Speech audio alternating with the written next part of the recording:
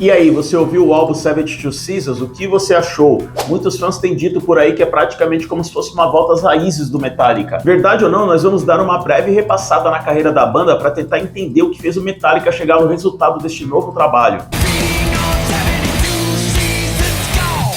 Bom, só reforçando que este vídeo se trata da segunda parte da trajetória da banda, onde eu falo da fase pós-Black Album, em que o Metallica teve um direcionamento completamente diferente a partir do lançamento dos álbuns Load e Reload, bem como os altos e baixos que a banda passou na carreira a partir disso, até os dias mais atuais com o lançamento do álbum 72 Seasons. Caso você queira assistir a primeira parte, que eu abordo a fase que vai desde o início, quando eles ainda eram uma banda underground, até o sucesso estrondoso do Black Album, eu vou deixar o link no card acima, beleza? Então bora continuar com o vídeo. E após o sucesso inquestionável do Black Album, a banda chegou num status de grandiosidade onde eles se viram com um fardo pesadíssimo para carregar. Ou seja, no próximo trabalho, como eles fariam para alcançar o mesmo sucesso do Black Album e ainda conseguir se manter no topo? Então a banda tinha praticamente dois caminhos: ou eles manteriam mais ou menos a mesma fórmula do Black Album, ou então eles mudariam novamente o direcionamento da banda. E como o Metallica nunca foi uma banda de ficar repetindo fórmulas, eles acabaram optando pela segunda opção.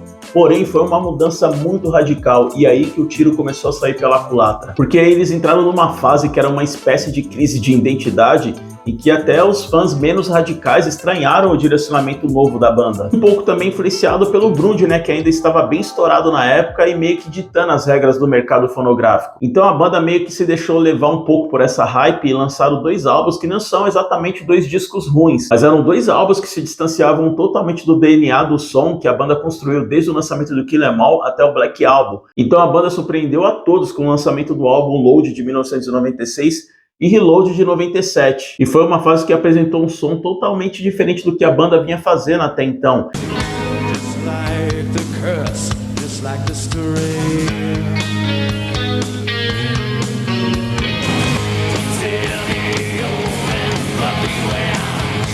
E muitos até consideram hoje em dia que são dois álbuns que envelheceram bem, mas na época foram dois verdadeiros fracassos na carreira do Metallica, se tratando de mercado, né, de vendas. E põe aí nos comentários, você já ouviu esse álbum, já ouviu algumas músicas? O que você acha? Qual a sua opinião hoje em dia? Então esse período aí de experimentações da banda ainda durou por alguns anos. Em 98 eles lançaram o Garage Inc., que era, na verdade, um álbum de covers. Lançaram também um álbum ao vivo com orquestra, né, o SM, que pode-se dizer até que foi um tiro certo da banda, porque na época o resultado foi muito bom, né? Mas o negócio começou a ficar feio mesmo quando eles levaram exageradamente a sério esse lance de apostar nas novas tendências do mercado e flertaram com o New Metal, que estava estouradaço na época, né? Já tinha tido uma primeira onda aí com Korn, Cold Chamber, Deftones, e já estava começando a apresentar para o mundo bandas como System of a Down, Linkin Park, entre outras. E só para deixar claro, eu não tenho nada contra esse estilo, tá? Tem até algumas bandas que eu gosto, acho bem interessante. Sendo assim, influenciados por essa nova onda aí do metal, eles entraram no estúdio e resolveram gravar o pavoroso Saint Anger, que saiu em 2003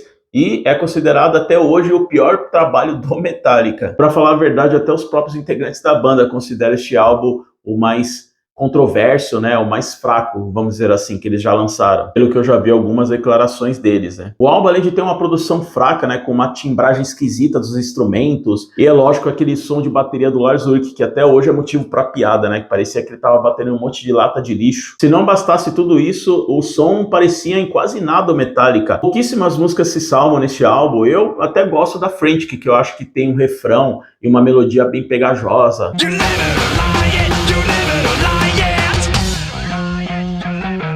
Mas de uma forma geral, o resto do álbum é bem maçante de ouvir, é uma experiência um pouco desagradável mesmo. E vale também ressaltar que Metallica já passava pelos problemas, famosos problemas internos de relacionamento, né? Tanto é que foi nessa época aí que eles contrataram um coach de relacionamento. Nossa, cara, parece aqueles lances de terapia de casal, se bem que banda não deixa de ser um casamento também, né? Mas enfim, Saint Anger acabou sendo um verdadeiro tiro no pé, até porque essa tentativa aí do Metallica de surfar na onda do New Metal acabou não dando certo, não. O álbum realmente foi um fracasso, até mais que Load e Reload. Bom, após essa experiência aí de Saint Anger, né, a banda passou por um hiato aí de muitos anos sem lançar um trabalho novo, passaram por uma fase conturbada aí, principalmente devido à luta de James Hetfield, né, para se livrar da dependência química e principalmente do alcoolismo. Várias idas e vindas aí nas clínicas de reabilitação, como já é conhecido publicamente. Então, após toda essa turbulência, a banda resolveu entrar no estúdio novamente e contratar o produtor Rick Rubin, que ao contrário de Bob Rock, tem muito mais experiência com bandas de metal. Então, em 2008, sai o álbum Death Magnetic, que embora não seja lá grande álbum comparado com os trabalhos clássicos do Metallica, pelo menos já parecia começar a colocar a banda nos eixos. E vale ressaltar que o produtor Rick Rubin foi uma peça fundamental para que isso acontecesse, já que, segundo a própria banda,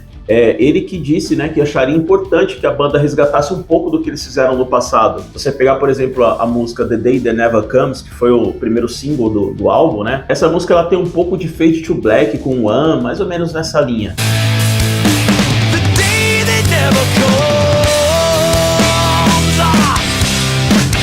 A banda realmente parecia no caminho de volta para casa, até no sentido mercadológico, já que este álbum já alcançou posições melhores do que os álbuns anteriores. Então Metallica já dava pistas de que eles estavam numa fase que não estavam mais se importando com as novas tendências do mercado, até porque também os tempos já eram outros. E pensando bem, se eles continuassem com essa história, uma hora eles iam acabar flertando com o emo, já que você querendo ou não, o emo foi o último grande movimento do rock mundial. Já imaginou Metallica emo, meu amigo?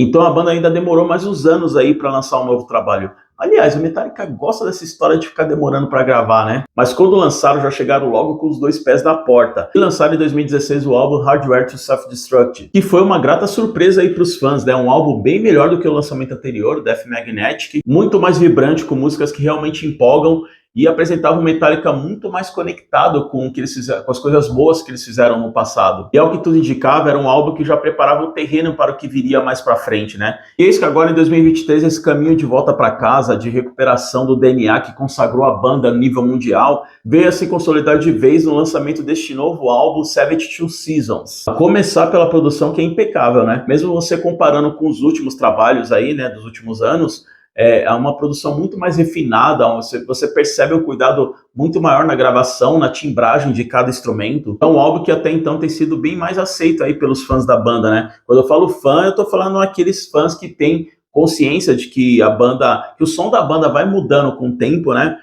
De acordo com o amadurecimento musical e também com o amadurecimento pessoal dos integrantes. Já que os músicos vão envelhecendo e passando por experiências de vida que vai se refletindo no som também, né? Como James Hetfield, por exemplo, né? Que travou uma batalha aí nessa luta com a dependência química e o alcoolismo. Isso, inclusive, está explícito em várias letras das músicas. A propósito, até a forma de James Hetfield cantar tá bem melhor. Você sente uma coisa muito mais genuína na interpretação, né, do que ele quer passar em cada música. Quanto às músicas em si, eu gostei bastante da faixa título, né, 72 Seasons, que embora seja longa, e sinceramente eu não ligo nem um pouco para isso, se a música for boa, é uma música que tem um refrão e riffs marcantes, assim como Lux Eterna, que lembra bastante a fase do Kill 'Em All.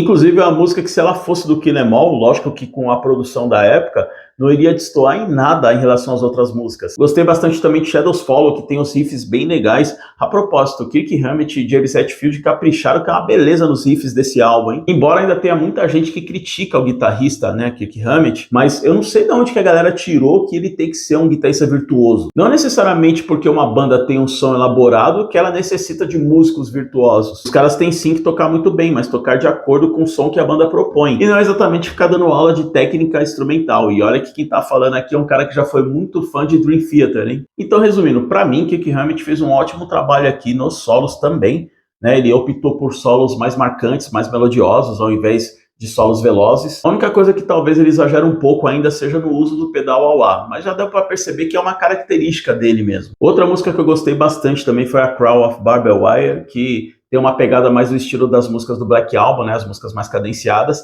e me lembra também um pouco de leve a música King Nothing, do álbum Load.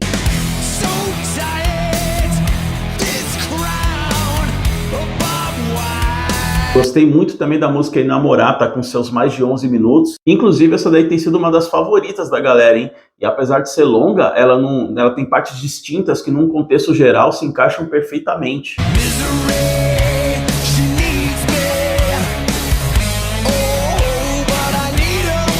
Em relação a esse lance aí de que este álbum seria uma volta às raízes do Metallica, se você for analisar, realmente ele tem muitas referências, né, da fase de ouro da banda, do Master of Puppets, do Injustice for All, do Kill 'Em All, como se tem em Lux Eterna, porém soando como um Metallica mais atual, mais maduro E o mais importante, né, sem perder a identidade musical, como aconteceu naquela fase controversa deles, né, que vai do Load até o esquisitíssimo Saint Anger. Se bem que até uma banda como Slayer chegou a flertar com o New Metal, né? Mas enfim, galera, vamos dizer que 85% deste álbum, 72 Seasons, eu achei fantástico, cara. Mas e você, qual a sua opinião a respeito desse novo trabalho do Metallica? Você gostou? Quais músicas que você gostou mais? Põe aí nos comentários pra me saber. E muito obrigado por ter assistido até aqui. E nesse canal aqui eu tenho uma regra, hein? Quem assistiu o vídeo até o final tem que meter o dedo no botão do like sem dó. Não custa nada, vai, no máximo você vai gastar um pouquinho da sua impressão digital.